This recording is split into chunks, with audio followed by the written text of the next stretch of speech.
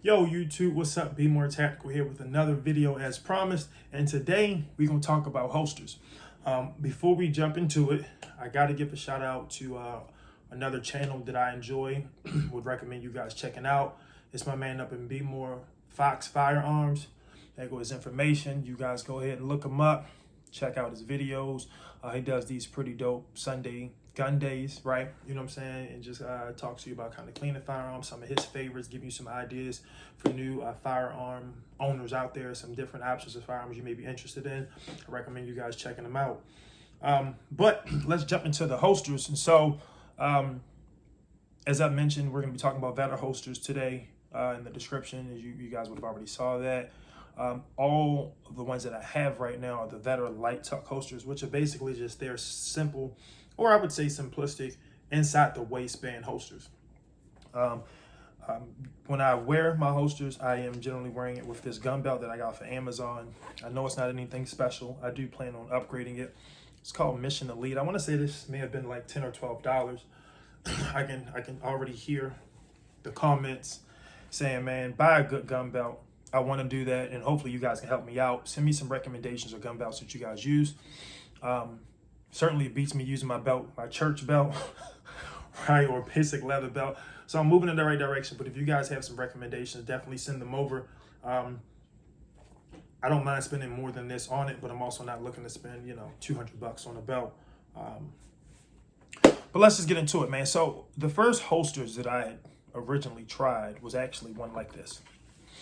And certainly it's not about this particular holster today, but I'm going to show you guys. So We the People holster. It's a kydex holster. Can't remember what I paid for it. May have been, give or take, I'll use promo codes and stuff. This firearm is empty, but it may have been like 25 bucks. Okay, as you guys can see, this is my Smith & Wesson M&P 2.0 compact. I have not done a full review on this gun. I'll do it another time. But generally, I've been using this We the People holster. I can hear audible click on that. A little bit. It was okay. Let me throw the belt on here so we can kind of take a look at what some of my concerns were with it. And I'm just going to be honest, I generally wouldn't carry a compact now that I have more subcompact options. I did have a similar holster. My only reason of showing that is just kind of showing you guys where I started at on my holster journey, so to speak. I also had an M&P Shield, the first gen, and that I ran in a We the People holster as well.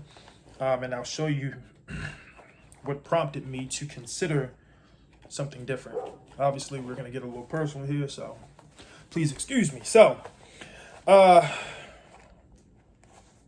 with this belt, certainly, y'all, I apologize about my dog. Sorry about the noise. This belt, it has this buckle, and I'm sure some people may say this way, you may want to get something different. But it does kind of print a little, nothing crazy. So generally what I do is kind of move that to the side. And so it's not so much front and center.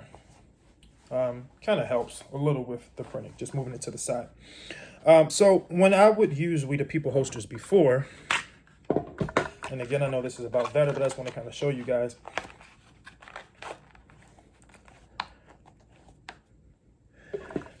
One of my concerns was, in some instances, look at the space there, if you guys can see that. See, my hand can slide past right behind it, right?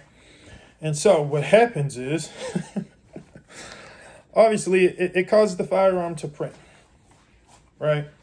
So let's move this out of the way. You guys can see. This is pretty ridiculous, and I'll be honest, I didn't really carry the appendix because of that reason, although obviously appendix is better to draw from, right? I would probably carry this more 6 o'clock because of that reason.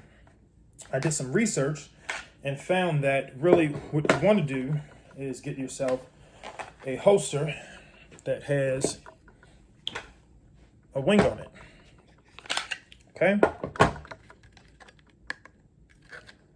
And what this is going to do is when I put it in, it's going to sit behind this belt in a way where this wing is going to press against it.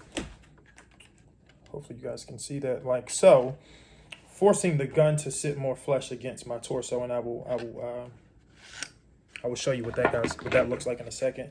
This is my Springfield Hellcat. We'll safety check it. It's the wrong mag.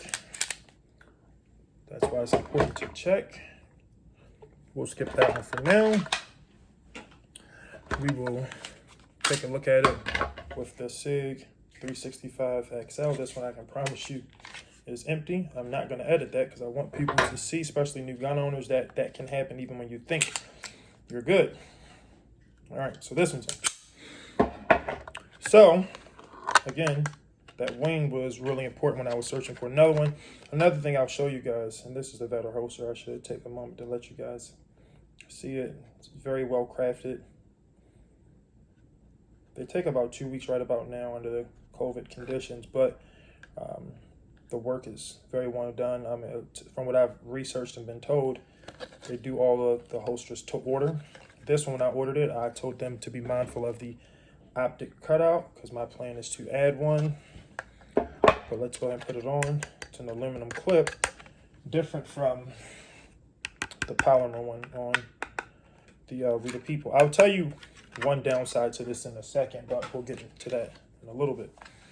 So, if I go ahead and put it on,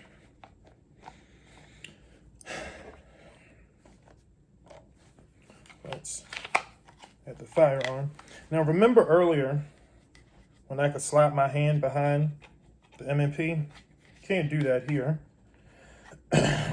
That wing brings that back closer to your body. Let's try to move this down here. Let's take a look. Certainly doesn't print quite like the M&P did, right? And I don't know that people are going to be staring right at your torso just to kind of see what you got.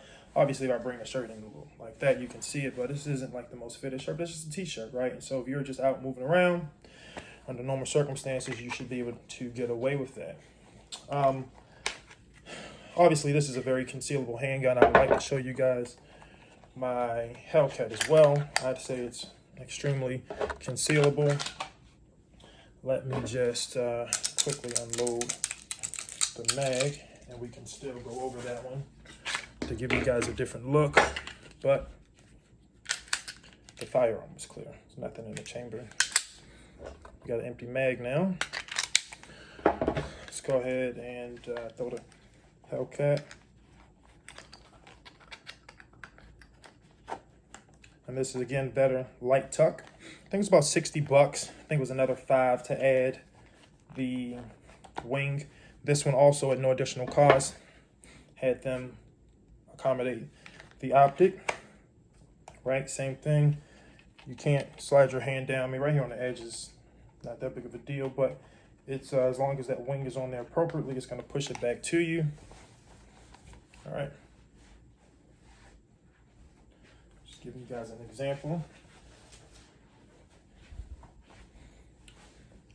Right, and so that's what I like about these holsters. I mean, they're very affordable, they're comfortable, they're simple, get the job done. Certainly, I know there are some other brands that people may like a little bit more, may feel like it's a little bit more custom fitted, or maybe do a better job in helping you to not print. But obviously, you're not obligated to solely wear this in an appendix fashion.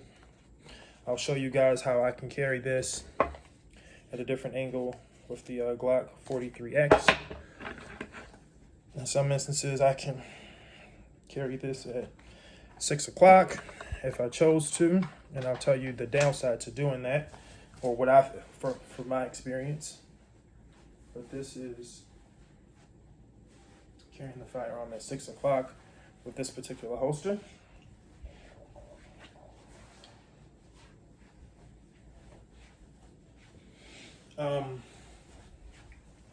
The aluminum clip on the holster, I did run into some problems.